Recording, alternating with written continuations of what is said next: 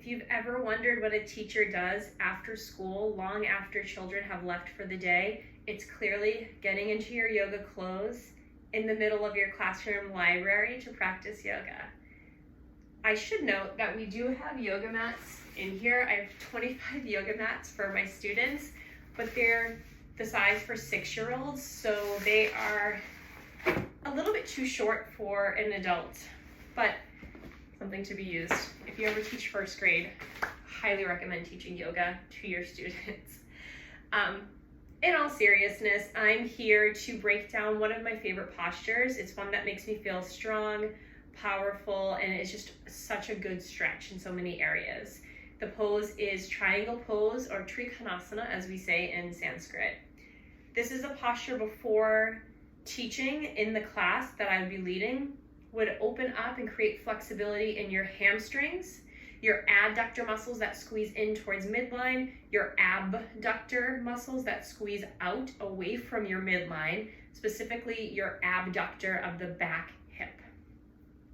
Before getting into this pose, I would also work on strengthening and activating a handful of muscle groups, such as hamstrings and calves, your psoas by pressing your pelvis down, and then also your obliques to help you turn, and your spinal rotators.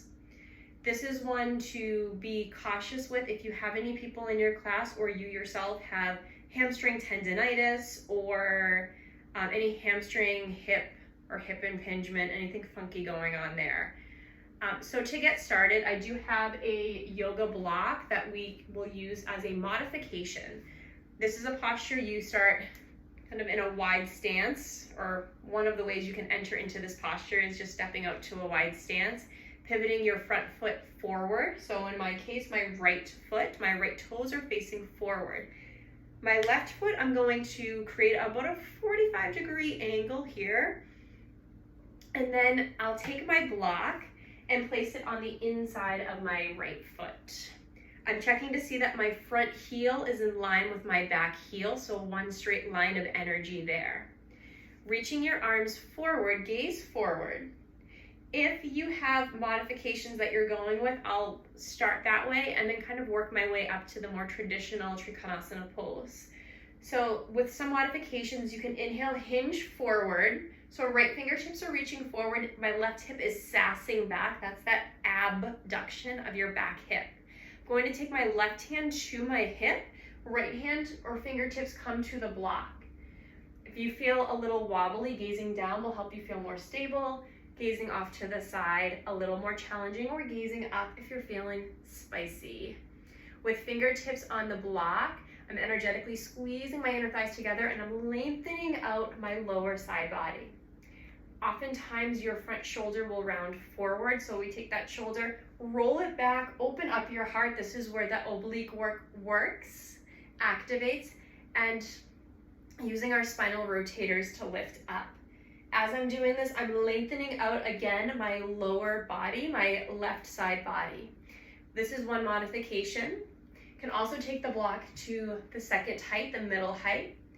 If you have a little bit more mobility, specifically in your hamstrings, you can take the block to the lowest level, continue to abduct your back hip and lengthen both sides of your torso.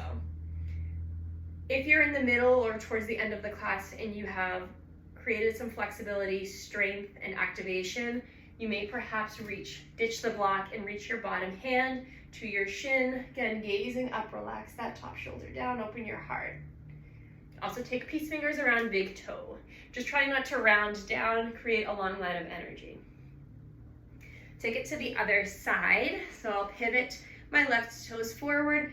Right foot is at about a 45-degree angle. As we sass our back hip back, I'm reaching my left hand forward. You can also take the block in your hand as you travel down. My right hand is to my right hip. I tick-tock my left arm down towards the block inside my front left foot. Roll the shoulder up and back, gaze up to the sky. And if I feel stable here, I can reach my top arm towards the sky. So this is a few variations of Trikonasana. So our idea is to have